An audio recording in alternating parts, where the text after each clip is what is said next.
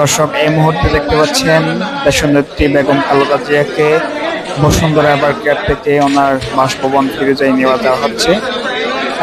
আপনারা জানেন 8টায় ওনার বাসভবন ফিরোজা থেকে বসুন্ধরা এভার কেয়ারে নিয়ে আসা হয় চিকিৎসার জন্য।